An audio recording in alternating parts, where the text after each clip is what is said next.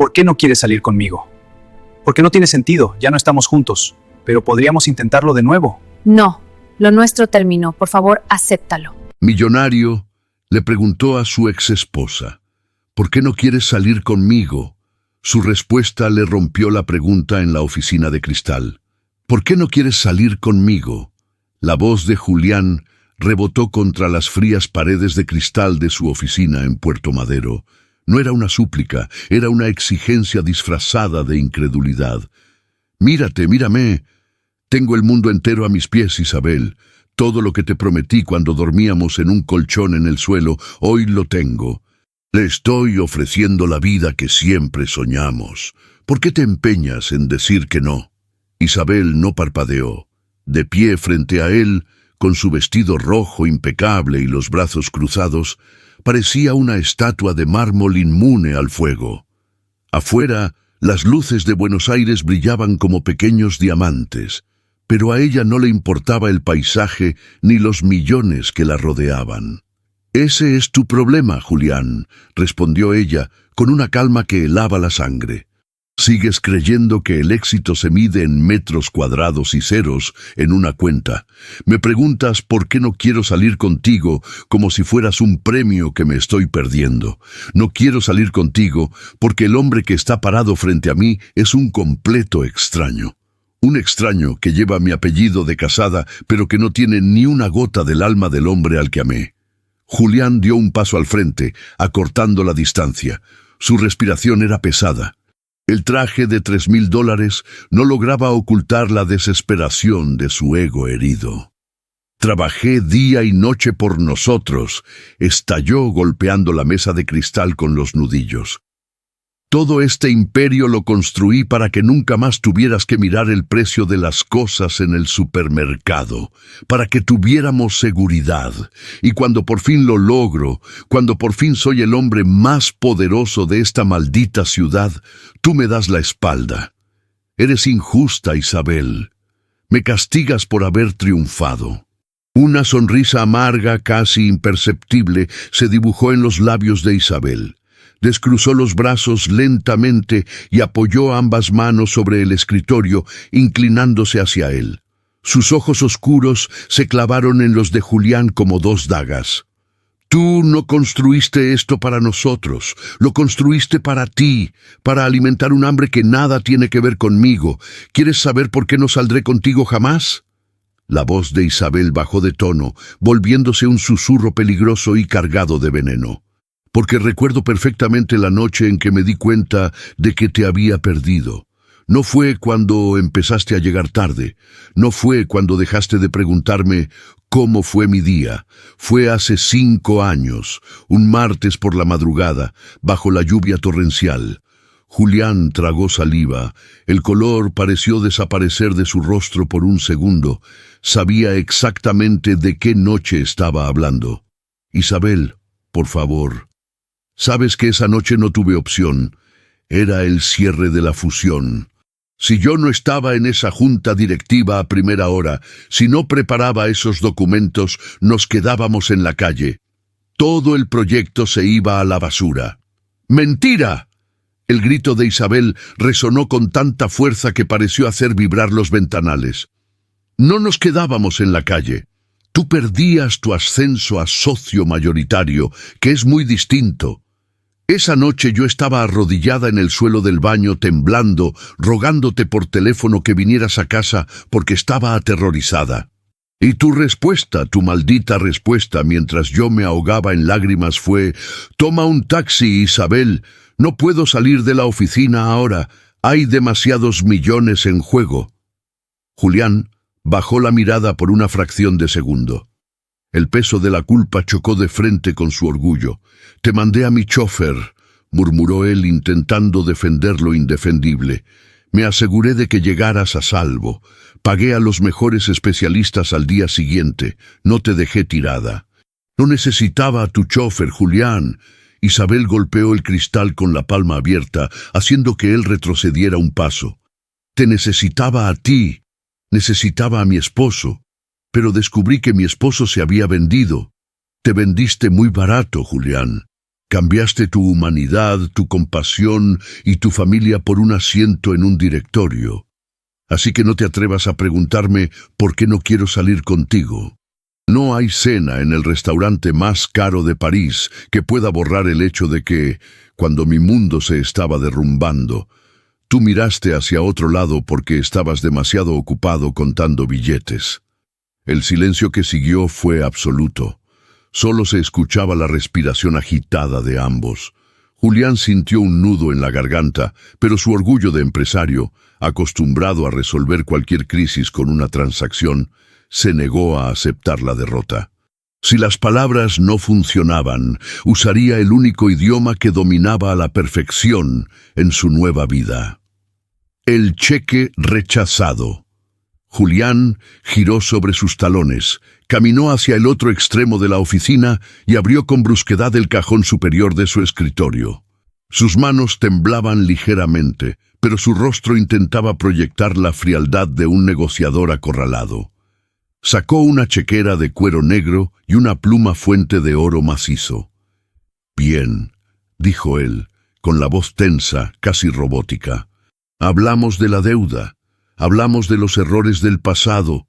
Cometí un error, lo admito. Fui un estúpido, un egoísta, ponle el adjetivo que quieras.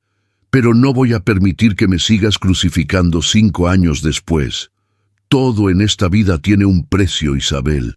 Todo daño se puede reparar si se tienen los recursos suficientes, y yo los tengo». Isabel lo miró con una mezcla de lástima y repugnancia. No podía creer lo que estaba presenciando. «¿Qué estás haciendo, Julián? No te atrevas. Dime una cifra». Julián destapó la pluma y la apoyó sobre el papel. «Dime cuánto cuesta tu resentimiento. 1 millón, 2 millones. ¿Quieres que compre la casa en la que vives y te la ponga a tu nombre? Lo hago ahora mismo. ¿Quieres que te transfiera el 50% de mis acciones de la empresa matriz? Hecho. Pon la cifra que quieras, Isabel. Para ti, para tu vida, para lo que necesites. Te compro el tiempo que perdimos. Te pago el dolor. Pero firma la paz conmigo hoy y dame una oportunidad». Arrancó el cheque en blanco, ya firmado en la parte inferior, y cruzó la habitación para ponérselo a Isabel directamente en la mano. Se quedó allí, plantado, esperando que el peso del papel lograra lo que sus disculpas no habían podido. Isabel miró el cheque. Luego miró a Julián. Suspiró profundamente, como si estuviera contemplando a un niño pequeño que acababa de romper una ventana y creía que con pegamento barato podría arreglarla. Con una lentitud deliberada, casi ceremoniosa, Isabel tomó el cheque por los extremos, lo rompió por la mitad, luego juntó los pedazos y los volvió a romper. El sonido del papel rasgándose fue el único ruido en la inmensa oficina. Dejó caer los fragmentos blancos sobre los zapatos italianos de Julián. «No tienes salvación, ¿verdad?», dijo ella, con la voz rota por una decepción que iba más allá del enojo. «Estás tan ciego, tan podrido por dentro, que realmente crees que el dolor de una familia se soluciona con una transferencia bancaria». Julián la miró estupefacto. Nadie en 5 años le había rechazado un cheque en blanco.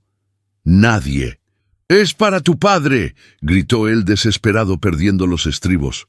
«Sé que don Arturo no está bien, sé que el taller familiar quebró hace 2 años. Con ese maldito papel podías haberle asegurado la vejez entera, podrías haberlo llevado a las mejores clínicas de Suiza si querías. ¿Por qué eres tan orgullosa? Tu orgullo lo está matando a él también». La expresión de Isabel cambió drásticamente. La calma gélida desapareció, reemplazada por un fuego furioso, oscuro y devastador. Dio un paso hacia él, invadiendo su espacio personal, obligándolo a mirarla a los ojos. «No te atrevas a mencionar a mi padre en este lugar», siseó ella, cada palabra cargada de una furia asesina. «No te atrevas a usar su nombre para limpiar tu conciencia de porquería. Solo quiero ayudarlo. Es demasiado tarde para ayudarlo, Julián». El grito de Isabel lo paralizó. «¿Crees que mi padre necesita una clínica en Suiza ahora? ¿Sabes por qué mi padre cerró el taller? ¿Sabes por qué lleva 3 años entrando y saliendo de terapia intensiva, respirando con la ayuda de una máquina que apenas podemos pagar? Julián frunció el ceño, confundido. La última vez que había visto a don Arturo, el viejo era un hombre fuerte, lleno de vida, que trabajaba de sol a sol. Él enfermó. Fue el corazón, me dijeron los abogados. Enfermó porque se reventó la espalda y los pulmones trabajando turnos de 20 horas. Las lágrimas finalmente asomaron en los ojos de Isabel, pero no de tristeza, sino de pura rabia. Se destruyó la salud intentando pagar las deudas de los usureros a los que tuvo que recurrir porque hace 5 años, cuando tú y yo estábamos a punto de separarnos, él vino a tu oficina, a esta misma oficina. Le suplicó de rodillas que le sirvieras de aval para un préstamo bancario básico para salvar su negocio. No te pidió dinero, Julián, solo te pidió tu firma. El rostro de Julián palideció por completo. Retrocedió un paso, tambaleándose como si le hubieran dado un golpe físico. Yo no recuerdo. Era una política de la empresa. No podíamos mezclar avales personales con el capital de riesgo. Mis socios no lo habrían permitido. Le dijiste que no eras una beneficencia, lo interrumpió Isabel implacable. Le dijiste al hombre que te dio de comer cuando no tenías ni para un pasaje de autobús, que su taller no era financieramente viable. Lo echaste de tu torre de cristal. Por tu negativa, mi padre perdió el taller, perdió la casa y, por el estrés brutal de no poder protegernos, le dio el primer infarto que le destruyó la mitad del corazón. Así que métete tus cheques en el bolsillo, Julián. Porque mi padre respira con medio pulmón hoy en día, porque tú necesitabas proteger tu capital de riesgo. Julián se quedó mudo. Los pedazos de papel en el suelo de repente le parecieron la evidencia de un crimen que no sabía que había cometido. El aire le faltaba. Quiso hablar, quiso pedir perdón, pero las palabras se habían atascado en su garganta seca. Isabel agarró su bolso, dispuesta a marcharse. Ya no había nada más que decir. Sin embargo, antes de dar la vuelta para dirigirse a los ascensores, se detuvo. Había llegado el momento, el verdadero motivo por el que había aceptado esa estúpida reunión en primer lugar. Metió la mano en su bolso y sacó un sobre blanco, sellado. Lo sostuvo en el aire por un segundo, mirando a Julián, que parecía un fantasma atrapado en su propio traje a medida. «Creíste que el mayor daño que hiciste fue abandonarme a mí y humillar a mi padre», dijo Isabel con una frialdad absoluta, dejando caer el sobre la superficie de cristal del escritorio. «Pero eso no es lo peor que hiciste, Julián. Lo que hay adentro de este sobre es el verdadero precio de tu orgullo». Isabel dio media vuelta y caminó hacia la salida, sus tacones resonando contra el piso de mármol como una cuenta regresiva, dejando a Julián completamente solo con el sobre blanco sobre la mesa. El secreto en el sobre. El eco de los tacones de Isabel desapareció al cerrarse las puertas del ascensor. El silencio que invadió la oficina de cristal fue absoluto, sofocante. Julián se quedó inmóvil en el centro de la habitación, con la respiración entrecortada y la corbata apretándole el cuello como una soga. Sus ojos bajaron lentamente desde la puerta vacía hasta el escritorio. Allí, iluminado por la fría luz LED del techo, descansaba el sobre blanco.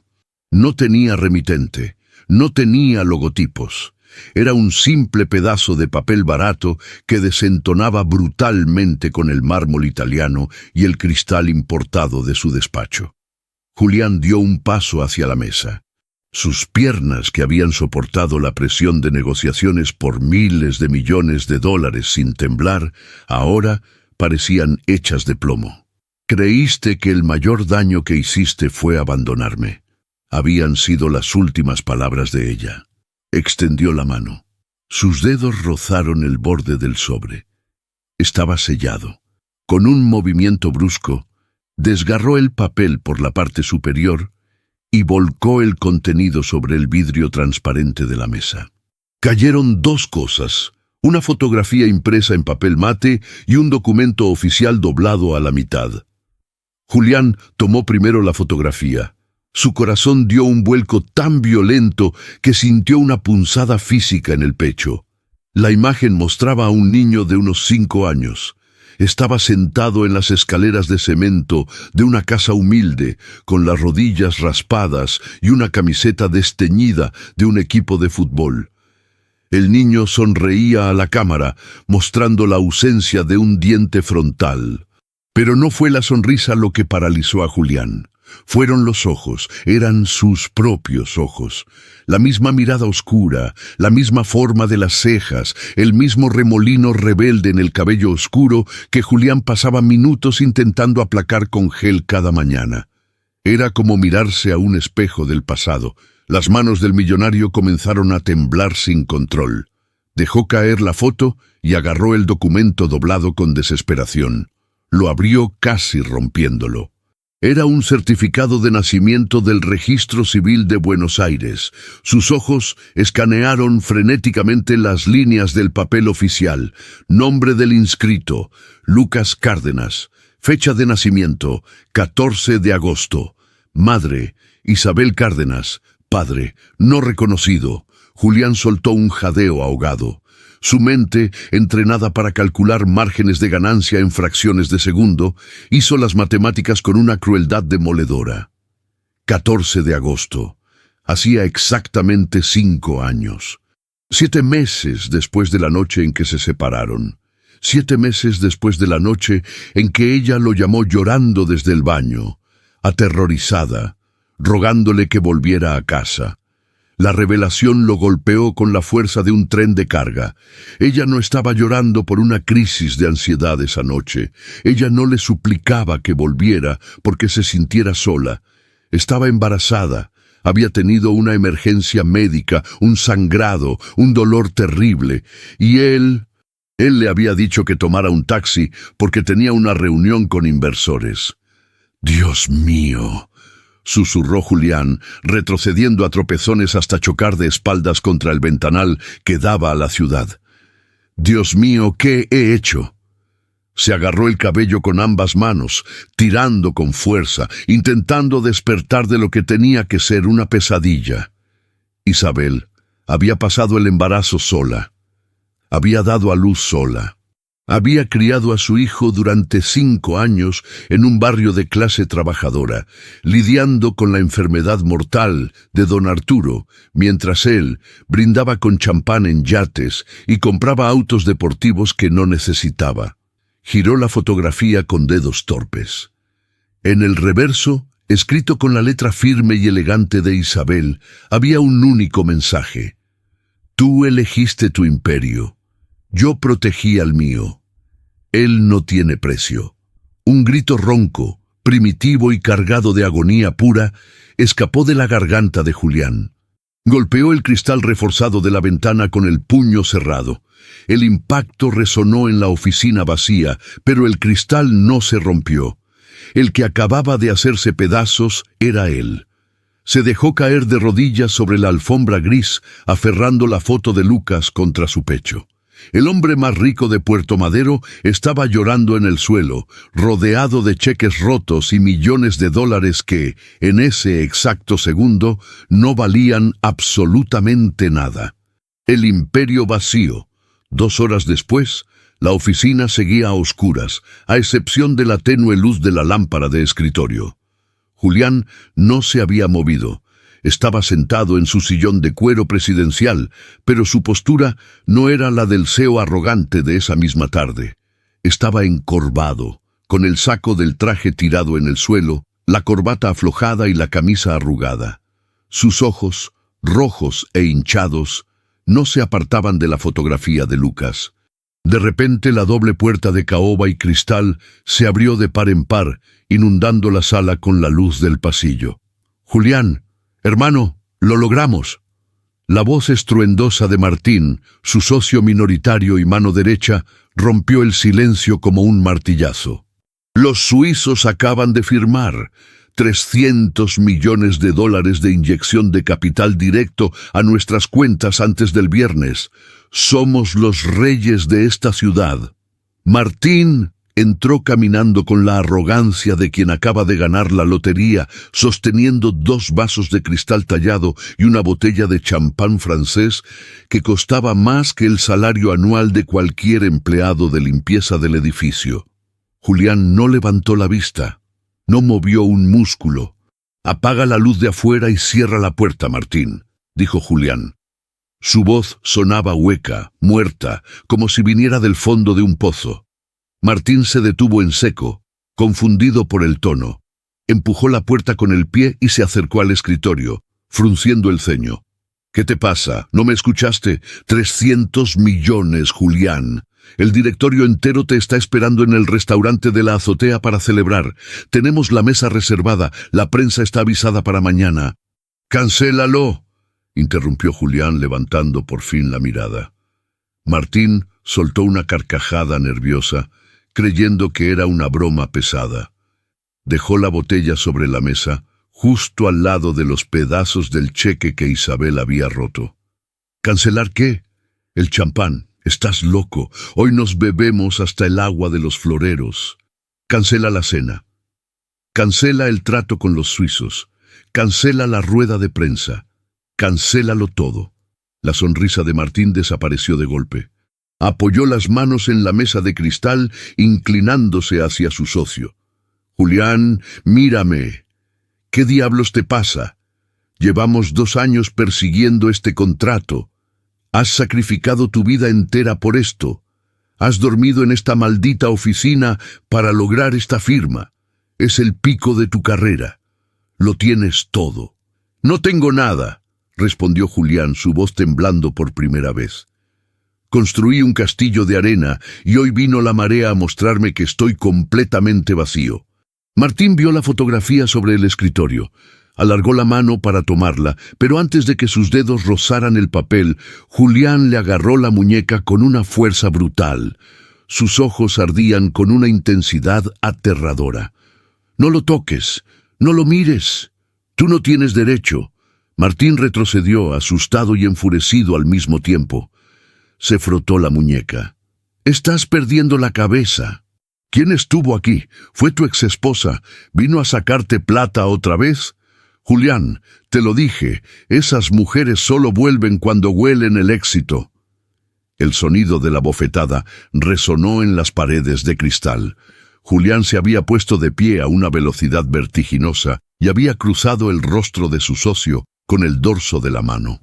Martín trastabilló hacia atrás, chocando contra una estantería, llevándose la mano a la mejilla enrojecida. «Vuelves a hablar de ella de esa manera, y te juro que te destruiré a ti y a tus malditas acciones antes del amanecer». Siseó Julián, acercándose a él, invadiendo su espacio con una furia contenida que amenazaba con explotar. «Ella no vino a pedir dinero.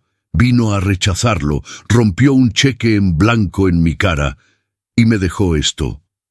Julián levantó la fotografía en el aire. «Tengo un hijo, Martín, un hijo de 5 años. Mientras nosotros celebrábamos márgenes de ganancia y comprábamos relojes suizos para impresionar a gente que no nos importa, mi hijo estaba creciendo en un barrio al otro lado de la ciudad, con un abuelo que se está muriendo porque yo le negué una firma en un maldito papel». Martín abrió mucho los ojos, procesando la información, pero su mentalidad corporativa reaccionó por instinto. «¿Un hijo? Bueno, eso se arregla, Julián. Tienes los mejores abogados del país. Le pones una pensión exorbitante, le compras un departamento en un buen barrio, le pagas el mejor colegio bilingüe y listo. En 6 meses te está llamando papá y ella se calma. Todo tiene un precio». Julián lo miró. Realmente lo miró. Vio en Martín el reflejo exacto de sí mismo. Vio el monstruo codicioso, calculador y frío en el que se había convertido durante los últimos 5 años. Sintió náuseas, un asco profundo, físico, hacia el mundo que lo rodeaba y hacia sí mismo. «Eres un idiota», murmuró Julián negando con la cabeza. Somos unos completos idiotas. Sin decir una palabra más, Julián tomó la fotografía de Lucas. La guardó con cuidado extremo en el bolsillo interior de su camisa, pegada al corazón. Luego tomó las llaves de su auto, ni siquiera recogió el saco del suelo. ¿A dónde vas?, gritó Martín, entrando en pánico mientras veía a su socio caminar hacia la puerta. «Julián, el directorio te está esperando arriba. Si no apareces, pensarán que te estás burlando de ellos. Puedes perder la presidencia». Julián se detuvo en el umbral de la puerta. Se giró a medias, mirando por última vez su imperio, los sillones de cuero, las obras de arte en las paredes, las luces parpadeantes de la capital financiera de Argentina entrando por los ventanales. «Que se queden con la presidencia», dijo Julián con una firmeza absoluta, liberadora. «Que se queden con la empresa, con los suizos y con las cuentas bancarias. Se acabó, Martín. Acabo de renunciar». «Julián, no puedes hacer esto. Vas a tirar tu vida a la basura». «No. Voy a intentar recuperarla». Salió al pasillo y caminó hacia los ascensores. No miró atrás. Mientras el cubículo de metal descendía a toda velocidad desde el piso 50, Julián sacó su teléfono móvil. Ignoró los 100 mensajes de felicitaciones de ejecutivos y abrió la aplicación de mapas. Ingresó la dirección del barrio tradicional de Boedo, la última dirección que conocía de don Arturo. El GPS marcó un trayecto de 40 minutos. 40 minutos que lo separaban de la burbuja de cristal al mundo real. Julián Varela estaba a punto de pisar el barro y por primera vez en 5 años no le importaba ensuciarse los zapatos. El ego y el orgullo se habían quedado en el piso 50. Ahora solo bajaba un hombre desesperado por encontrar perdón. Pisando barro. El motor silencioso del automóvil de lujo se detuvo. El GPS del teléfono parpadeó una última vez antes de anunciar con una voz robótica que había llegado a su destino. Julián apagó el motor y se quedó paralizado frente al volante, con las manos apretadas hasta que los nudillos se le pusieron blancos. Miró a través del parabrisas. No había rascacielos, no había guardias de seguridad en la entrada, ni luces de neón, ni valet parking. Solo había una calle estrecha en el corazón del barrio de Boedo, mal iluminada por un farol intermitente. Una tormenta reciente había convertido los baches del asfalto roto en charcos profundos de agua sucia y barro oscuro. Justo frente a él, iluminada apenas por la luz amarillenta de la calle, se alzaba una estructura que le encogió el estómago. Era una casa pequeña, de fachada gastada, unida a un galpón con las persianas metálicas bajadas y oxidadas. Un cartel descolorido y torcido colgaba sobre la entrada del galpón, sostenido por un solo tornillo: Taller Mecánico Cárdenas. Las letras, antes orgullosas, ahora apenas se leían bajo capas de polvo y abandono. Ese era el lugar. El taller que don Arturo había levantado con sus propias manos durante 40 años. El mismo negocio que él, desde su escritorio de mármol, había sentenciado a muerte por considerarlo poco rentable para un aval bancario. Julián abrió la puerta del auto. Al dar el primer paso hacia afuera, su zapato de diseñador se hundió varios centímetros en un charco de barro espeso. El agua helada le manchó el pantalón del traje a medida. Hace solo 5 horas habría despedido a un asistente por derramar una gota de café en esa misma tela. Ahora ni siquiera miró hacia abajo. Pisó el barro con fuerza, cerró la puerta de un portazo y caminó hacia la entrada de la casa. Cada paso le pesaba toneladas. La lluvia había empezado a caer de nuevo. Una llovizna fina y helada que le empapaba la camisa sin que él se diera cuenta. Llegó a la puerta de madera astillada y levantó el puño.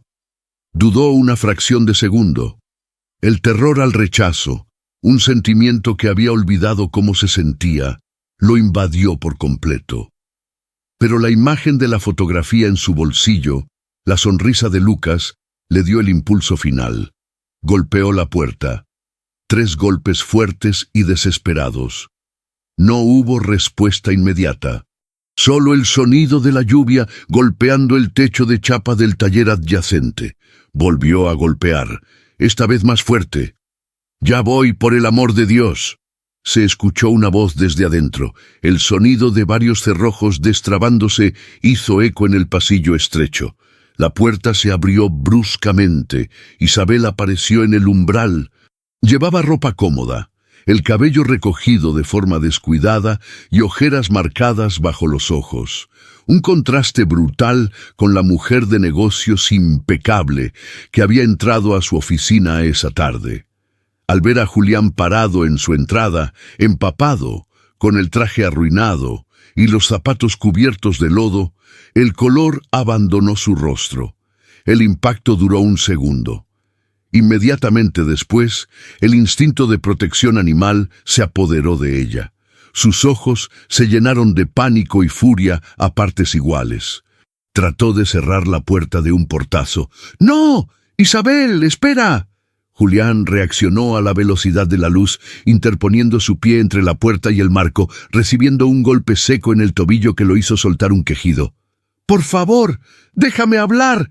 ¡Lárgate de mi casa!», gritó ella empujando la madera con todo el peso de su cuerpo. «Te dije que no te atrevieras a buscarme. Vete de aquí antes de que llame a la policía. ¡Tengo derecho a verlo!». El grito de Julián desgarró la noche, compitiendo con la llovizna. Puso ambas manos sobre la puerta, resistiendo el empuje de Isabel con una fuerza nacida de la pura desesperación. «Es mi hijo, Isabel.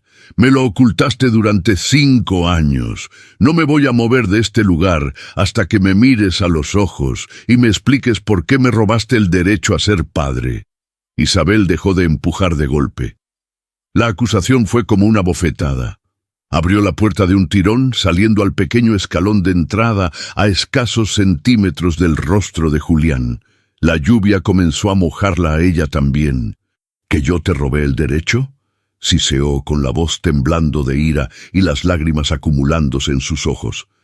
«Tú renunciaste a él la noche que me dejaste tirada en el piso del baño.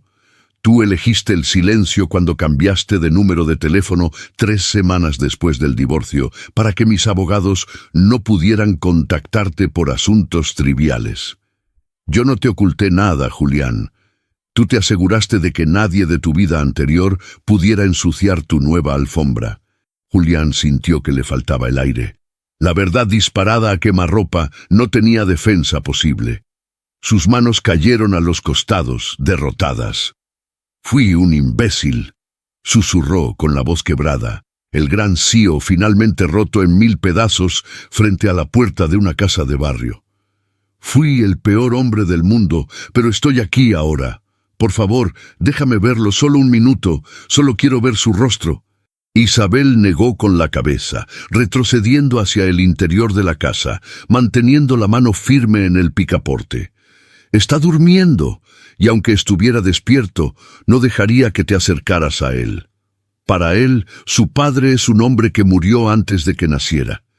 Es mejor que siga creyendo eso, a que descubra que su padre es un cobarde que solo aparece cuando le lastiman el ego.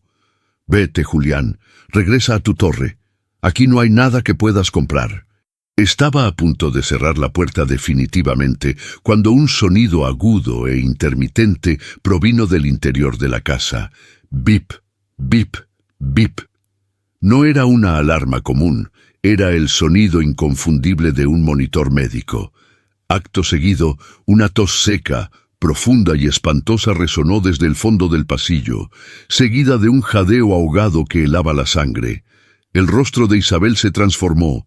El enojo desapareció, reemplazado por un terror absoluto. Soltó la puerta, olvidándose por completo de Julián, y corrió desesperada hacia el interior de la casa. Julián no lo pensó. El instinto superó a la razón. Empujó la puerta y entró corriendo detrás de ella, adentrándose en la oscuridad del pasillo, guiado únicamente por el sonido agónico de esa tos que parecía desgarrar los pulmones de quien la padecía. La mirada del abuelo Julián frenó en seco en el marco de la puerta, de lo que alguna vez debió ser la sala de estar. El olor a alcohol esterilizado y a encierro lo golpeó de inmediato. El lugar había sido convertido en una habitación de hospital improvisada. En el centro del espacio, iluminado por la luz azulada de un tubo de oxígeno y un monitor de signos vitales, había una cama clínica.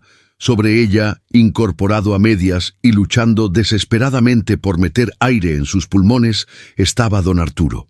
El hombre robusto, de manos gigantes y sonrisa fácil que Julián recordaba de sus primeros años de noviazgo con Isabel, ya no existía. En su lugar había un anciano consumido, con la piel pegada a los huesos, el cabello blanco y ralo y el pecho hundido. Una mascarilla de plástico le cubría la mitad del rostro, conectada a la máquina que zumbaba ruidosamente en la esquina. Isabel estaba a su lado, sosteniéndolo por los hombros, hablándole al oído con voz suave pero firme, intentando calmar el ataque de tos. «Respira, papá, respira conmigo despacio. Ya pasa», le rogaba mientras le ajustaba la mascarilla. Julián se quedó paralizado en la puerta. Las rodillas le temblaban. La escena frente a sus ojos era la consecuencia directa de una firma que él había negado. El peso de la culpa era físico, como un bloque de cemento aplastándole el pecho. Poco a poco, la tos fue cediendo. La respiración de don Arturo se estabilizó, aunque seguía siendo ruidosa y forzada. Isabel se dejó caer en una silla de plástico junto a la cama, exhausta, pasándose las manos por el rostro. Fue entonces cuando don Arturo, con movimientos lentos y temblorosos, giró la cabeza hacia la puerta. Sus ojos, hundidos y cansados, se clavaron directamente en Julián. El silencio que siguió fue más ensordecedor que los gritos de la calle. Julián dio un paso tentativo hacia el interior de la habitación. Quería hablar, quería pedir perdón, quería ofrecer trasladarlo a la mejor clínica privada de la ciudad esa misma noche, pagar un helicóptero médico, comprarle pulmones nuevos si fuera posible. Pero antes de que pudiera articular una sola palabra, don Arturo levantó una mano esquelética, un gesto débil, pero que irradiaba una autoridad monumental. Se quitó la mascarilla de oxígeno con la otra mano. Isabel intentó detenerlo, pero el anciano la frenó con una mirada. «El gran Julián Varela...» La voz de don Arturo era un rasguido seco, apenas un susurro, pero resonó en las paredes como un trueno. «Bajó del Olimpo, a pisar el barro de nuestra casa». Julián tragó saliva, sintiendo que un nudo de alambre de púas se le cerraba en la garganta. «Don Arturo, yo no sabía que estaba tan mal, se lo juro. Si me hubieran dicho, si yo hubiera entendido». «¿Entendido qué?», lo interrumpió el viejo con una frialdad que contrastaba con su debilidad física. «Que los números en tus planillas son vidas de personas». «No mientas, muchacho. Tú sabías perfectamente lo que iba a pasar cuando me echaste de tu oficina. Sabías que sin ese aval el banco me ejecutaba el taller. Sabías que ese taller era lo único que nos daba de comer. Fui un cobarde, un miserable ciego. Lo sé». Julián dio otro paso, cayendo de rodillas junto a los pies de la cama, sin importarle que el barro de su pantalón manchara el suelo limpio. «Pero estoy aquí ahora. Tengo el dinero, don Arturo. Tengo más dinero del que puedan gastar en 100 vidas. Déjeme arreglarlo. Permítame trasladarlo ahora mismo a Los Arcos. Le juro por mi vida que tendrá a los mejores especialistas del mundo. Déjeme salvarlo».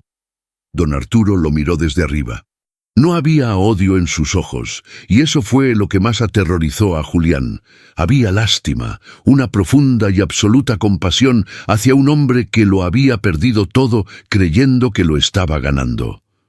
«Tú no has venido a salvarme a mí, Julián», dijo el anciano, tosiendo levemente antes de recuperar el aliento. «Has venido a salvarte a ti mismo. Crees que pagando mi cuenta del hospital vas a poder dormir tranquilo esta noche. Crees que comprándome aire nuevo Vas a comprar tu entrada a la vida del niño que duerme en la habitación de al lado. Julián bajó la cabeza, las lágrimas finalmente desbordando sus ojos, cayendo sobre el colchón gastado. Quiero ser un padre, sollozó Julián, la voz rota en 1000 pedazos. Quiero hacer las cosas bien. Don Arturo se inclinó ligeramente hacia adelante. Cada movimiento parecía costarle la vida misma. El respeto no cotiza en la bolsa, muchacho, sentenció el viejo con una claridad demoledora. Un padre no se hace con una billetera. Se hace estando ahí, cuando la fiebre no baja a las 3 de la mañana. Se hace tragándose el orgullo para pedir ayuda. Se hace perdiéndolo todo, por no perderlos a ellos. Tú no sabes hacer eso. Tú solo sabes comprar salidas de emergencia. El anciano hizo una pausa, respirando con dificultad, y señaló con un dedo tembloroso hacia la puerta principal. Guarda tus millones, Julián. Aquí no nos sirven de nada. Vete antes de que el niño despierte y vea a un extraño llorando en el suelo de nuestra casa. Isabel, que había permanecido en silencio observando la escena con lágrimas en los ojos, se puso de pie. Se acercó a Julián y lo tomó del brazo, no con violencia, sino con una firmeza definitiva. Escuchaste a mi padre, tienes que irte, ahora. Julián se puso de pie lentamente, miró a don Arturo, luego a Isabel. Entendió, con una claridad aplastante, que no importaba cuántos ceros tuviera en su cuenta bancaria. En esa casa, él era el hombre más pobre y miserable del mundo. Se dio la vuelta, arrastrando los pies hacia el pasillo.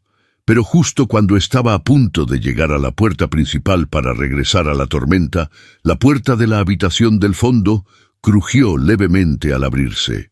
Unos pasos pequeños y descalzos resonaron en la madera. Julián se congeló. Su corazón dejó de latir. Giró el rostro lentamente hacia el fondo del pasillo, sumido en la penumbra.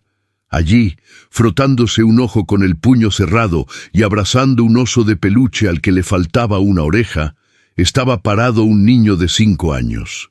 Tenía el cabello oscuro, desordenado por el sueño, y la misma mirada inquisitiva que Julián veía cada mañana en el espejo. «Mamá», dijo Lucas con la voz pastosa y somnolienta, mirando fijamente al hombre alto y empapado que bloqueaba la salida. «¿Por qué está llorando este señor en nuestra casa?» El primer encuentro. El tiempo pareció detenerse en el pasillo estrecho de la casa en Boedo. El sonido de la máquina de oxígeno de don Arturo y la lluvia golpeando el techo de chapa se desvanecieron por completo para Julián. El mundo entero se redujo a la figura pequeña, descalza y soñolienta que estaba de pie a escasos metros de él. Lucas, su hijo. El niño apretó el oso de peluche contra su pecho, mirándolo con una mezcla de curiosidad e instinto defensivo. Sus grandes ojos oscuros, idénticos a los del hombre arrodillado frente a él, escanearon el traje arruinado, el cabello empapado y el rostro bañado en lágrimas de Julián. «Mamá», repitió Lucas, dando un paso tentativo hacia Isabel, sin quitarle los ojos de encima al intruso. «¿Quién es este señor? ¿Por qué está sucio?» Julián sintió que el corazón le estallaba contra las costillas. Quiso gritar, «¡Soy tu padre!». Quiso correr, abrazarlo, levantarlo en el aire y prometerle que nunca más le faltaría nada en el mundo, que le compraría el planeta entero si se lo pedía. Pero estaba paralizado por el terror. El gran CEO de Puerto Madero, el hombre que negociaba fusiones corporativas sin parpadear, estaba temblando como una hoja frente a un niño de 5 años. Isabel reaccionó con la velocidad de una leona protegiendo a su cría. Pasó por al lado de Julián como un huracán, bloqueando la línea de visión entre ambos, y se arrodilló frente a Lucas. «No pasa nada, mi amor, tranquilo», le dijo Isabel, forzando una sonrisa dulce mientras le acomodaba el cabello alborotado. Es solo un señor que se perdió en la tormenta y vino a pedir una dirección. Ya se iba. Vuelve a la cama, mi vida». Lucas asomó la cabeza por encima del hombro de su madre para volver a mirar a Julián. Julián no pudo contenerse más. Apoyó una mano en la pared descascarada para no caerse y dio un paso lento hacia ellos. Sus rodillas crujieron. «Hola». La voz de Julián era un susurro rasposo, irreconocible. «Hola, Lucas». El niño frunció el ceño. Retrocedió medio paso, escondiéndose un poco más detrás del cuerpo protector de Isabel. «No te conozco», respondió Lucas con la honestidad brutal y cortante que solo tienen los niños. «Mi mamá dice que no debo hablar con extraños, y tú hiciste llorar a mi abuelo. Lo escuché toser fuerte cuando tocaste la puerta». La frase fue un puñal de hielo directo al estómago de Julián. «No, yo no quería hacer llorar a tu abuelo, te lo juro, campeón», tartamudeó Julián, desesperado, cayendo sobre una rodilla para estar a la altura de los ojos del niño. Yo me llamo Julián». El instinto capitalista, la única herramienta de supervivencia que Julián conocía, tomó el control por un segundo. Llevó la mano temblorosa al bolsillo interior de su saco mojado. Sacó un reloj de oro macizo, una edición limitada que costaba más que la casa en la que estaban parados. Lo sostuvo hacia adelante como una ofrenda desesperada. «Mira, te traje un regalo. Es para ti. Si lo tomas, podemos ser amigos. ¿Te gustan los relojes? Pesa mucho, es brillante». Isabel miró el reloj y luego miró a Julián con un asco absoluto. Le dio un manotazo rápido y seco. El reloj de oro salió volando por el pasillo y chocó contra los azulejos rotos del suelo con un sonido sordo, resquebrajándose el cristal de zafiro. «¡No te atrevas!», siseó Isabel, con los dientes apretados para no gritar y asustar más a Lucas. «No te atrevas a intentar comprarlo con tu basura. Te dije que te largaras». Lucas se asustó por el ruido y el tono de su madre. Abrazó su oso de peluche con fuerza y miró a Julián con evidente miedo en los ojos. «Vete», dijo el niño con la voz temblorosa pero firme. «Eres malo. Vete de mi casa. Estás ensuciando el piso de mi mamá con tu lodo». Julián se quedó petrificado, con la mano aún extendida en el aire. «Eres malo. Vete de mi casa». Esas palabras, dichas con la voz inocente de su propia sangre, destruyeron la última barrera de negación que le quedaba. No era un héroe incomprendido, no era un hombre de negocios exitoso que había cometido un simple error. En los ojos de su hijo, él era el monstruo de la historia. Era la amenaza que hacía llorar a su madre y enfermar a su abuelo. Julián bajó la cabeza. Las lágrimas caían libremente, mezclándose con el barro de su rostro. Asintió lentamente, incapaz de articular una sola palabra más. Se puso de pie con dificultad, pesando 1000 kilos. No miró hacia atrás. Caminó hacia la puerta principal, sintiéndose más miserable, más pobre y más vacío que el día en que nació. Abrió la puerta de madera y salió a la calle, dejando que la tormenta lo engullera. La condición innegociable. La lluvia caía sin piedad sobre las calles de Boedo, convirtiendo las aceras en ríos de barro. Julián caminaba como un zombi hacia su auto de lujo estacionado bajo la luz parpadeante del poste de luz. El traje impecable ahora era un trapo pesado pegado a su piel helada. Apoyó ambas manos sobre el capó del vehículo y dejó caer la cabeza, sollozando en silencio, derrotado por completo. De repente, el sonido de la puerta de la casa abriéndose y cerrándose con un golpe violento lo hizo girar sobre sus talones. Isabel caminaba hacia él bajo la lluvia torrencial. No llevaba paraguas.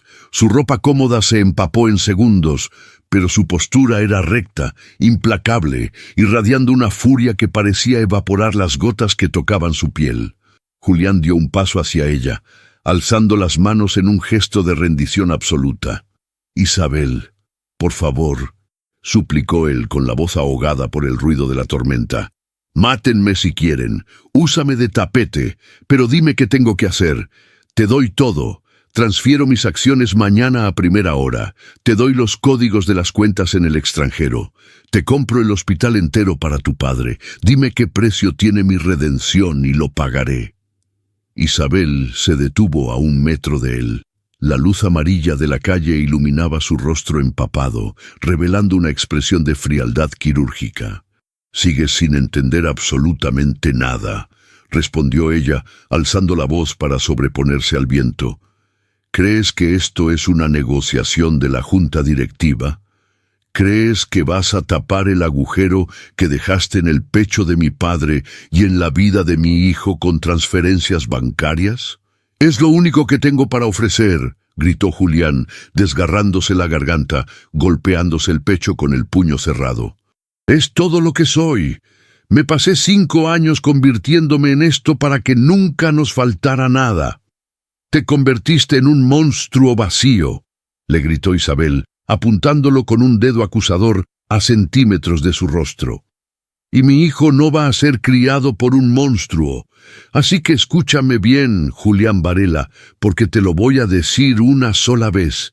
Esta es mi condición innegociable». Julián se quedó inmóvil, sin atreverse a respirar, recibiendo la lluvia como un castigo divino.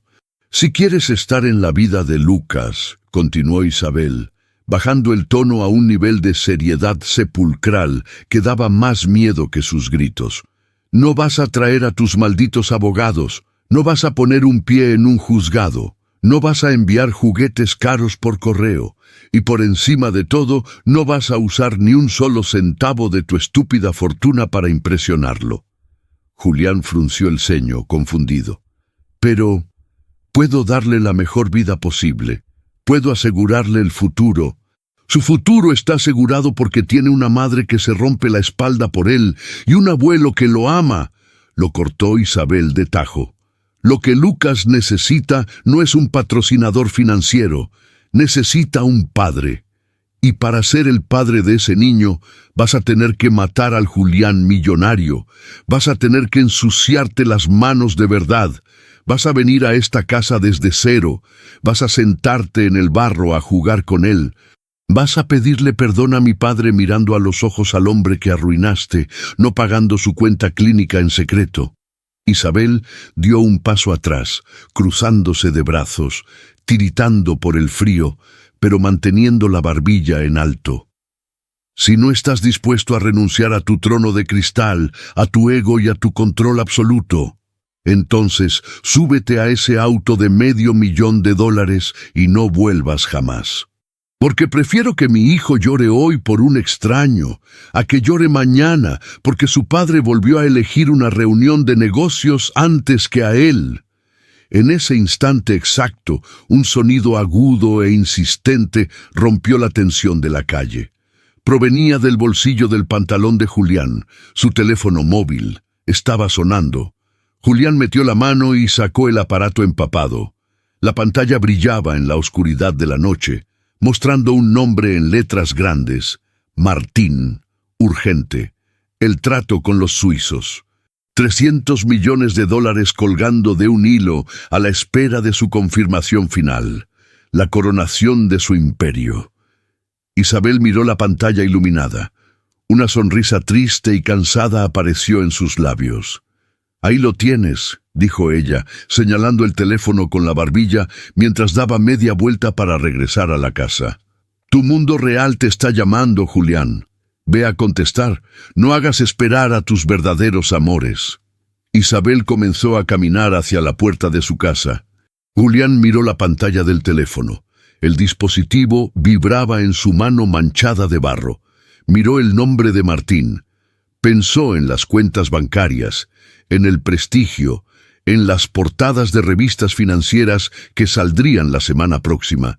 Luego levantó la vista y miró la espalda de Isabel alejándose. Miró la casa humilde, el techo de chapa del taller oxidado. Pensó en los ojos aterrorizados de Lucas y en la respiración agónica de don Arturo. El teléfono siguió sonando. Julián apretó la mandíbula. Con un movimiento rápido y feroz, levantó el brazo y arrojó el teléfono móvil contra el asfalto mojado. El aparato rebotó, pero Julián no se detuvo ahí. Levantó su zapato italiano, arruinado por el barro, y pisoteó el teléfono 1, 2, 3 veces, hasta que la pantalla se hizo añicos y la luz se apagó para siempre.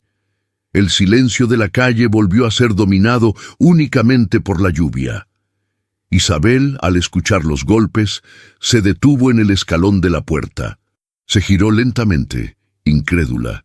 Julián estaba parado junto a los restos destrozados de su teléfono, empapado, temblando, pero con una determinación salvaje brillando en sus ojos. «Mañana a las 7 de la mañana», dijo Julián con la voz firme, cortando el viento helado. «Estaré aquí, sin traje, sin auto, sin chequera. Dime qué es lo primero que tengo que arreglar en ese maldito taller». Isabel lo miró fijamente durante unos largos segundos. No sonrió. No le dio las gracias. Simplemente asintió, apenas 1 milímetro, abrió la puerta y entró en la casa, cerrando los cerrojos detrás de ella. Julián se quedó solo en la calle oscura. Acababa de perder $300 millones, su empresa y su identidad corporativa. Pero al mirar sus manos vacías y sucias de barro, por primera vez en 5 años, sintió que finalmente tenía algo por lo que valía la pena luchar.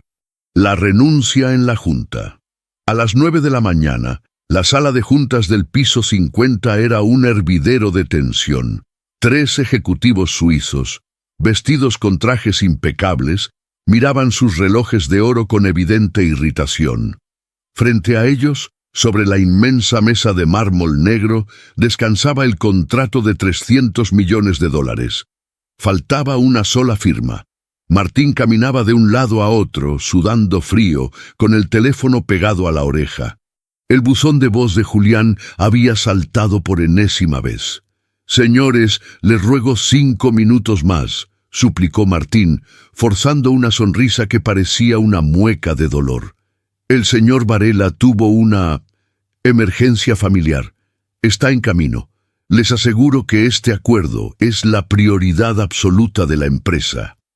El líder de los inversores suizos cerró su maletín de golpe. El sonido resonó como un disparo en la sala silenciosa. «Nuestro vuelo a Zúrich sale en 3 horas. Si su CEO no tiene el respeto de presentarse a firmar la fusión más importante de la década, retiramos la oferta ahora mismo». Martín palideció. Abrió la boca para suplicar de nuevo, pero las dobles puertas de roble macizo de la sala de juntas se abrieron con tal violencia que golpearon contra las paredes. Todos los presentes se giraron. Los murmullos se apagaron al instante. Julián Varela cruzó el umbral, pero no era el hombre que todos conocían. No llevaba un traje de diseñador ni zapatos italianos.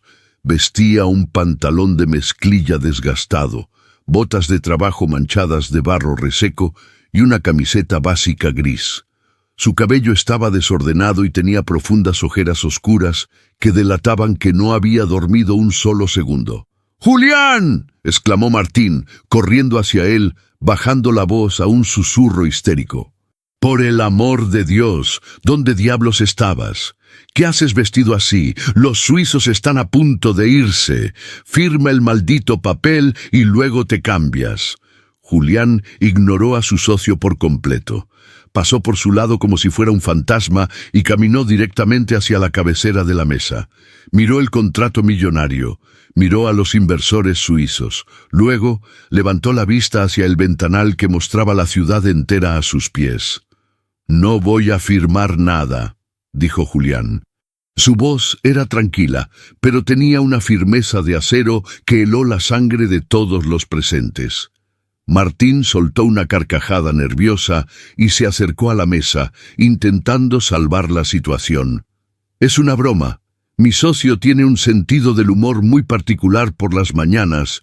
Nuestra filial inmobiliaria, Inversiones Capital, tiene una cartera de ejecuciones hipotecarias», lo interrumpió Julián, clavando sus ojos oscuros directamente en Martín.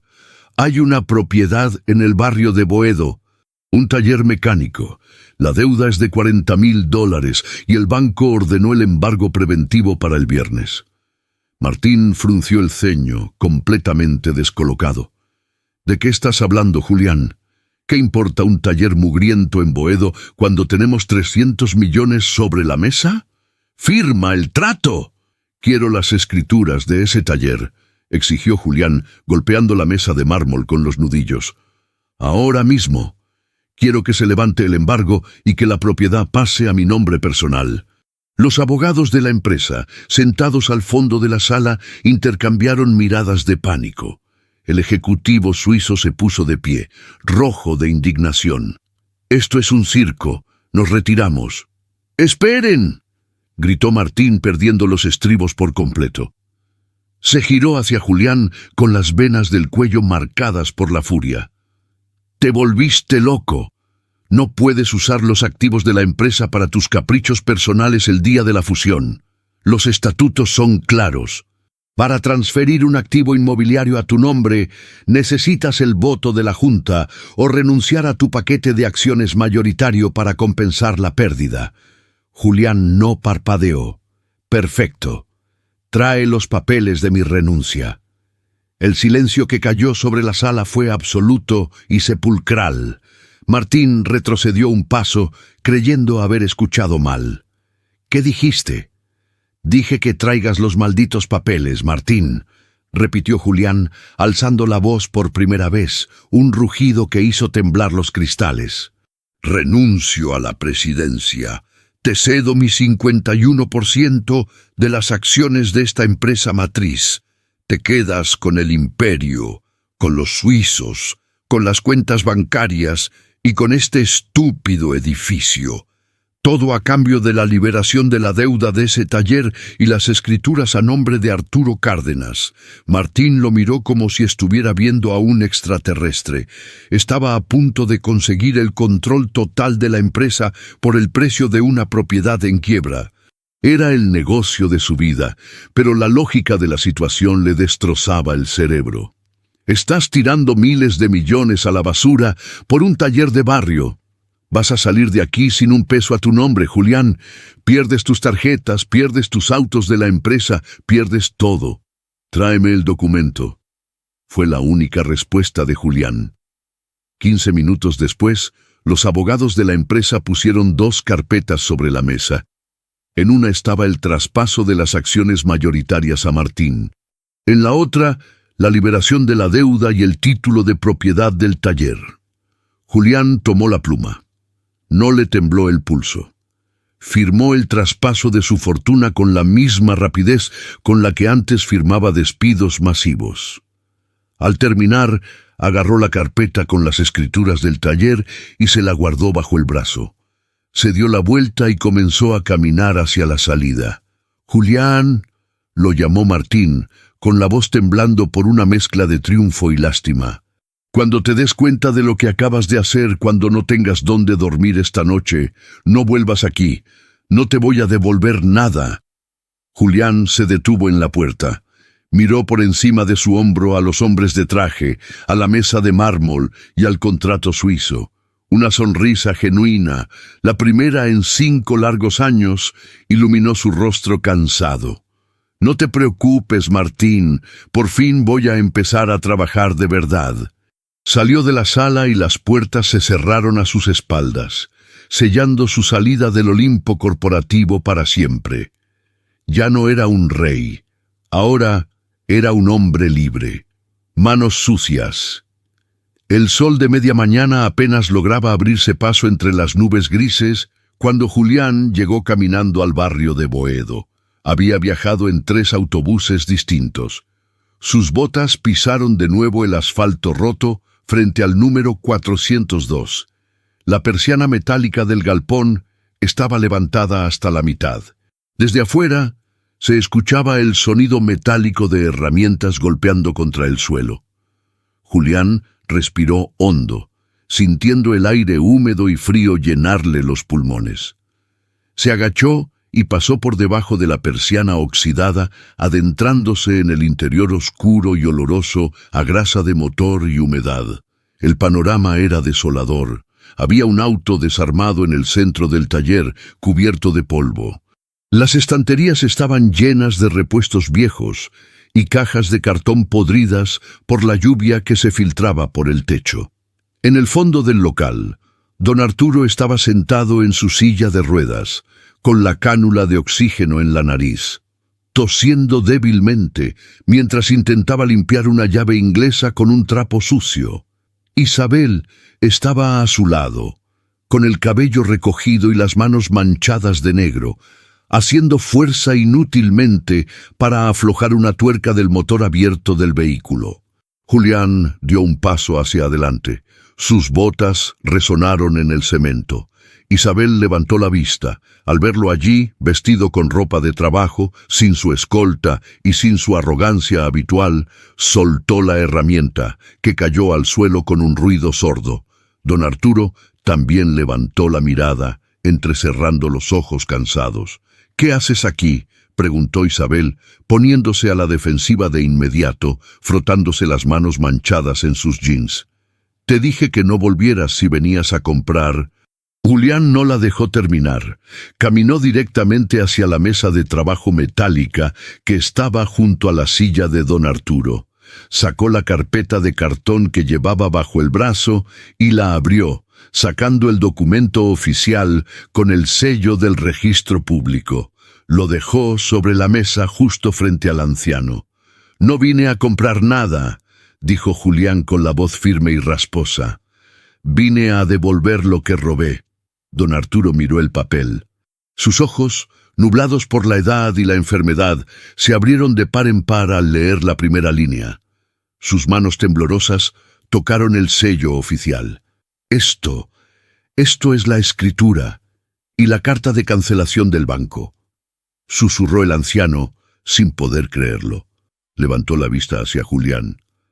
«¿Cómo lo hiciste?» «El banco dijo que la orden de embargo era irreversible. El banco es mío, o lo era, hasta hace una hora», respondió Julián, sosteniendo la mirada del anciano sin pestañear. «Renuncié a mi empresa, don Arturo. Entregué todas mis acciones. Ya no soy dueño de nada en esa torre de cristal. El taller es suyo, libre de deudas, limpio y asegurado para siempre. Es lo mínimo que le debía». Isabel se llevó las manos a la boca, ahogando un grito de estupor. Conocía a Julián mejor que nadie. Sabía que su empresa era su vida, su oxígeno, su Dios. El hecho de que hubiera renunciado a todo su imperio de miles de millones por un taller quebrado era un sacrificio que su mente apenas podía procesar. Don Arturo, sin embargo, no sonrió. Empujó el papel hacia el borde de la mesa. «Te dije anoche que no quería tu caridad, muchacho, y yo le repito que no es caridad, es justicia». Julián acortó la distancia, inclinándose hacia el anciano, con un fuego nuevo brillando en sus ojos. «Le arruiné la vida por un pedazo de papel, y usé un pedazo de papel para arreglarlo. Pero sé que eso no repara el daño real. Sé que el papel no perdona». Julián se enderezó. Miró el auto desarmado, las manchas de aceite en el suelo y las estanterías caóticas. Luego miró sus propias manos. Eran manos suaves, de oficinista, que no sabían lo que era el trabajo duro. Sin decir una palabra más, se acercó al auto. Agarró la pesada llave cruz que Isabel había dejado caer. El metal estaba frío y cubierto de grasa vieja.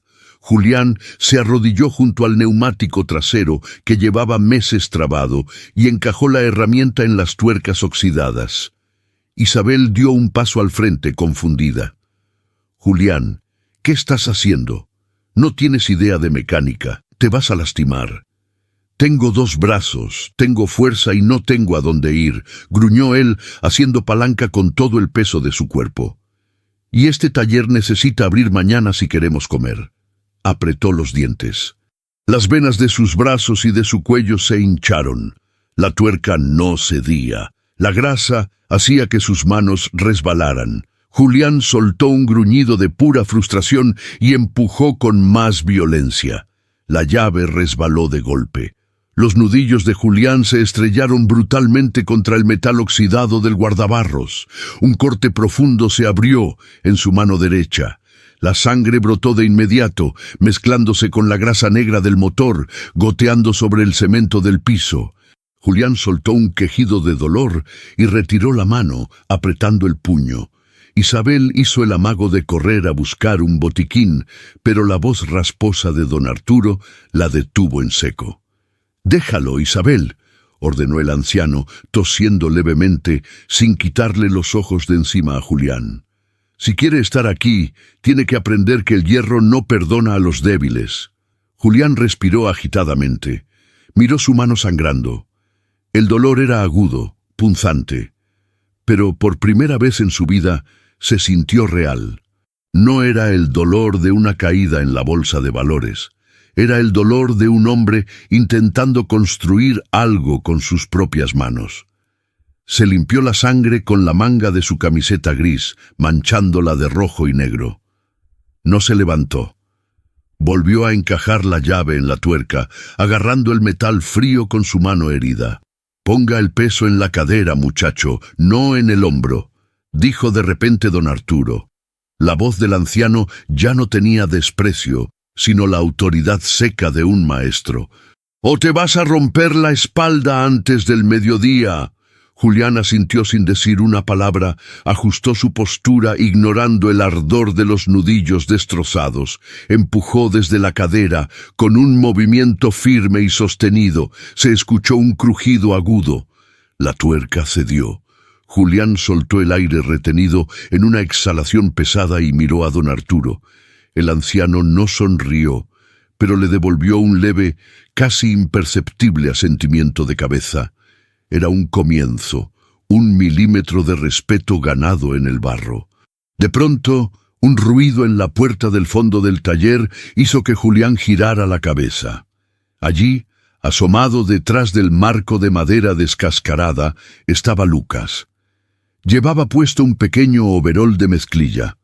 Sus ojos enormes estaban fijos en la mano ensangrentada y sucia de grasa de Julián. El hombre que la noche anterior lo había asustado con un reloj de oro, ahora estaba arrodillado en el suelo de su abuelo, sangrando, sucio y trabajando en silencio. Julián sintió que el mundo se detenía nuevamente. Trató de esconder la mano lastimada detrás de su espalda para no asustarlo, pero Lucas ya lo había visto. El niño no huyó. No le gritó que era malo. Simplemente se quedó allí, observando al forastero con una curiosidad nueva, cautelosa, procesando la imagen de un hombre que poco a poco empezaba a dejar de ser un fantasma para convertirse en algo más. La fiebre en la madrugada. El grito desgarrador de Isabel cortó el silencio de las 3 de la mañana como una cuchilla oxidada. Julián abrió los ojos de golpe. Llevaba 3 semanas durmiendo en un catre plegable en la parte trasera del taller, rodeado de neumáticos viejos y olor a aceite.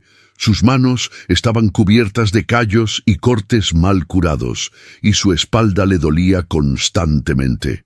Pero al escuchar ese grito, su cuerpo reaccionó con una velocidad animal. Saltó del catre, tropezando en la oscuridad, y corrió hacia la puerta de chapa que conectaba el taller con la casa. «¡Julián! ¡Julián, por favor!». La voz de Isabel venía de la habitación del fondo, ahogada por el pánico puro. Julián cruzó el pasillo casi derribando la puerta. La escena que encontró lo paralizó por una fracción de segundo. La luz amarilla de la lámpara de noche iluminaba a Lucas en la cama, sacudiéndose en medio de una convulsión febril. El niño tenía los ojos en blanco. La piel ardía de un rojo intenso y su respiración era un silbido corto y desesperado. Isabel intentaba sostenerlo de lado, llorando desconsoladamente. En la habitación contigua, el monitor de don Arturo comenzó a pitar por el estrés del anciano al escuchar los gritos, pero no podía levantarse de su cama. «Está ardiendo, Julián, no respira bien», sollozó Isabel, mirándolo con terror absoluto. «Lleva 20 minutos así. El paracetamol no baja la fiebre». El Julián de hace un mes habría gritado órdenes. Habría sacado su teléfono para despertar al director del mejor hospital privado de Buenos Aires y habría exigido una ambulancia equipada en 3 minutos bajo amenaza de demanda. Pero ese Julián ya no existía. No tenía teléfono, no tenía influencia, no tenía millones. Solo tenía sus manos y a su hijo muriéndose enfrente suyo. «Dámelo. Tráele una manta rápido», ordenó Julián sin perder un segundo. Envolvió a Lucas en sus brazos. El cuerpo del niño estaba empapado en sudor y quemaba como una brasa. Julián sintió el terror más primitivo y visceral que un ser humano puede experimentar. El pánico de no poder controlar la vida con una firma. Salieron corriendo a la calle de Boedo, bajo la llovizna helada de la madrugada. No había auto de lujo esperándolos.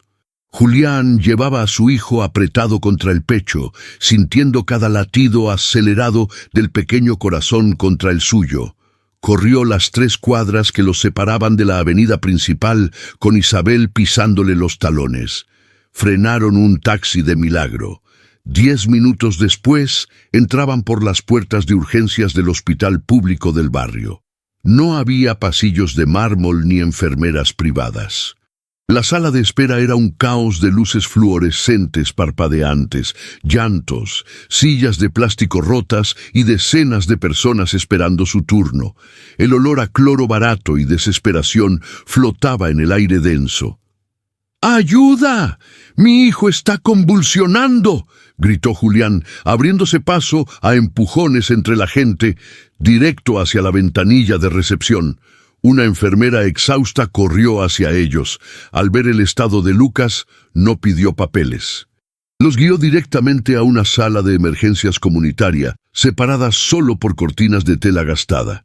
Le arrancaron la ropa empapada al niño y comenzaron a aplicarle compresas de hielo y vías intravenosas. Julián e Isabel fueron obligados a retroceder. Se quedaron de pie junto a la cortina, observando cómo 3 médicos luchaban por estabilizar los signos vitales de Lucas. Isabel se llevó las manos al rostro, temblando incontrolablemente. Sus rodillas finalmente cedieron, pero antes de que tocara el suelo de linóleo sucio, Julián la agarró. La sostuvo con fuerza, rodeándola con sus brazos marcados por la grasa del taller y el cansancio. «Va a estar bien, tiene que estar bien», susurraba Julián, no a ella, sino a sí mismo. Apoyó su mejilla contra la cabeza de Isabel, cerrando los ojos con fuerza. «No me lo pueden quitar ahora. Acabo de encontrarlo». Pasaron 4 horas. 4 horas donde el tiempo se detuvo. 4 horas sentados en el suelo frío del pasillo del hospital público, hombro con hombro. Nadie llamó a Julián para ofrecerle un negocio millonario. Nadie le trajo un café importado.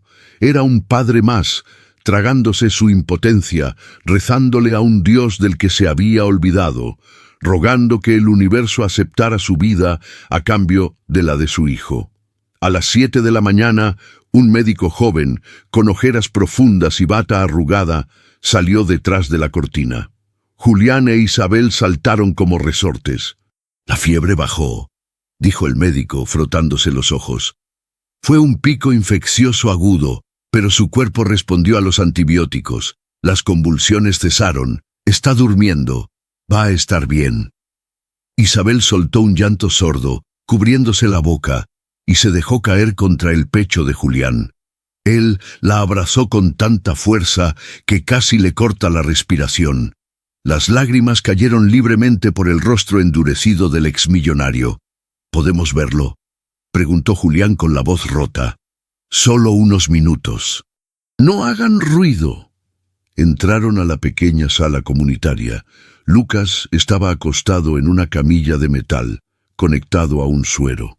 Su respiración era lenta y pacífica. El color normal había vuelto a sus mejillas. Julián se acercó lentamente, se sentó en el borde de la camilla. Miró sus manos, las manos que hasta hace semanas firmaban despidos sin piedad, y con un cuidado infinito rozó la frente de su hijo. Estaba fresca. En ese momento, los ojos de Lucas se abrieron lentamente. Miró a su alrededor desorientado, hasta que su vista se enfocó en el hombre que estaba a su lado. Vio la camisa manchada, el rostro sin afeitar y los ojos rojos de Julián. —¿Me trajiste al doctor? —susurró el niño, con la voz débil. Julián tragó saliva, incapaz de hablar, y asintió con la cabeza, acariciándole el cabello con torpeza. Lucas movió su manita por debajo de las sábanas del hospital, hasta encontrar la mano grande y áspera de Julián. Sus pequeños dedos se enredaron en los dedos lastimados de su padre. —Gracias —murmuró Lucas, cerrando los ojos otra vez para dormir, pero sin soltar la mano de Julián. —Gracias, papá. La palabra cayó en el silencio de la sala como una bomba atómica de pura luz. Julián se tapó la boca con la otra mano para ahogar un sollozo que le desgarró el alma. Cayó de rodillas junto a la camilla, apoyando la frente contra el colchón, aferrándose a la manita de su hijo como si fuera el borde de un precipicio. Isabel, parada a los pies de la cama, lo observaba. Vio al hombre arrodillado, llorando de pura gratitud, destruido y reconstruido en la misma noche. Y en ese instante, en esa sala de hospital público de paredes descascaradas, Isabel supo que el Julián egoísta que la abandonó en la lluvia había muerto para siempre. El hombre que estaba llorando en el suelo finalmente era su esposo, más rico que nunca 6 meses después. El sol del mediodía caía a plomo sobre el barrio de Boedo. El taller mecánico Cárdenas ya no tenía la persiana oxidada ni el letrero torcido. La fachada había sido pintada de blanco y el interior rebosaba de actividad. El sonido de herramientas neumáticas y radios viejas mezcladas con risas llenaba el ambiente. Bajo el chasis de una camioneta antigua, unas piernas asomaban en una tabla con ruedas. «Pásame la llave de media pulgada, campeón», gritó Julián desde debajo del motor. Su voz sonaba fuerte, ronca y llena de vida. Unas manos pequeñas le pasaron la herramienta manchada de grasa. «Aquí tienes, papá, pero te estás tardando mucho. El abuelo dice que eres más lento que una tortuga coja». Julián soltó una carcajada que resonó bajo el metal del vehículo. Se empujó con los pies y salió en la tabla, sentándose en el suelo de cemento. Tenía el rostro manchado de carbón, una cicatriz visible en los nudillos de la mano derecha, y llevaba un overol de trabajo azul que le quedaba grande. Jamás se había visto tan feliz. Frente a él estaba Lucas, de 6 años, con un overol idéntico, sosteniendo una caja de herramientas con orgullo militar. En el fondo del taller, sentado en una silla acolchada, pero sin la máquina de oxígeno constante a su lado, estaba don Arturo. La liberación de las deudas y el fin del estrés agobiante le habían devuelto años de vida. Respiraba por sí mismo la mayor parte del día, y aunque su cuerpo seguía frágil, su mirada había recuperado el brillo del patriarca de la familia. «No le enseñes a faltarme el respeto, don Arturo», bromeó Julián, limpiándose las manos con un trapo, acercándose al anciano. «El respeto se gana en la fosa, muchacho, y todavía te falta aprender a ajustar una correa de distribución sin llorar», respondió don Arturo, esbozando una sonrisa torcida que era la mayor muestra de afecto que el viejo podía dar. La puerta de madera de la casa se abrió.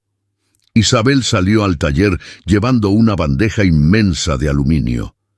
El olor a milanesas recién fritas y puré de papas casero inundó el garaje, silenciando el hambre de los 3 hombres. Llevaba el cabello suelto, un delantal sencillo y una sonrisa que iluminaba las sombras del galpón. «A comer. Se cierran las herramientas.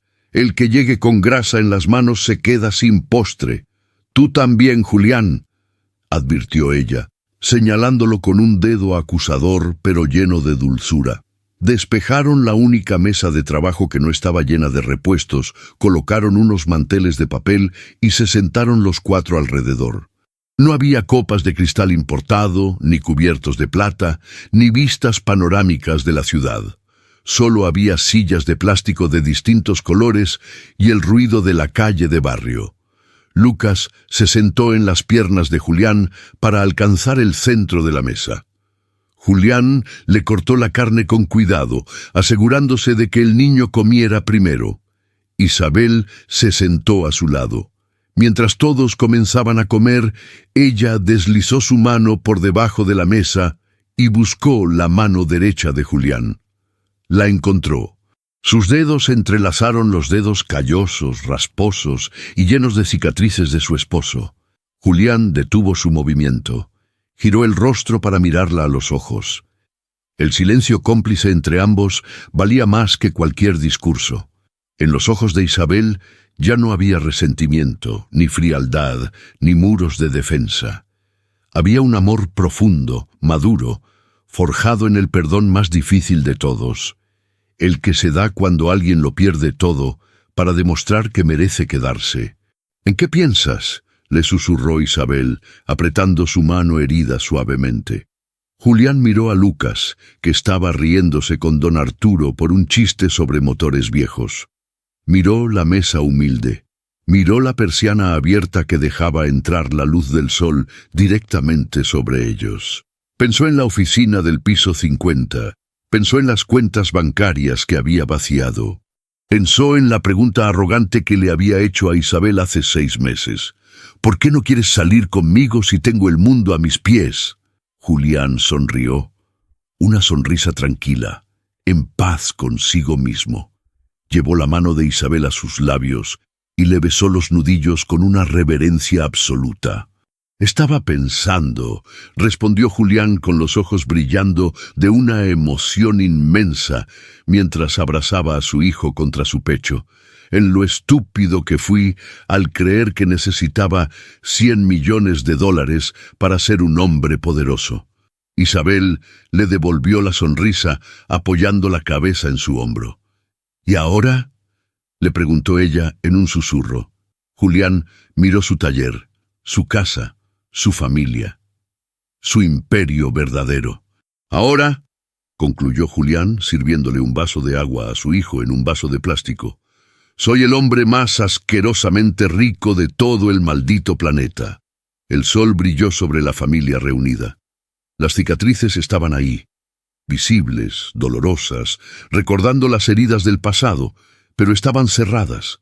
Julián Varela había perdido todo su dinero, toda su influencia y todo su orgullo corporativo, pero a cambio había comprado lo único en esta vida que nunca estará a la venta: su alma, el respeto de un hombre bueno y el derecho sagrado de escuchar a un niño llamarlo papá.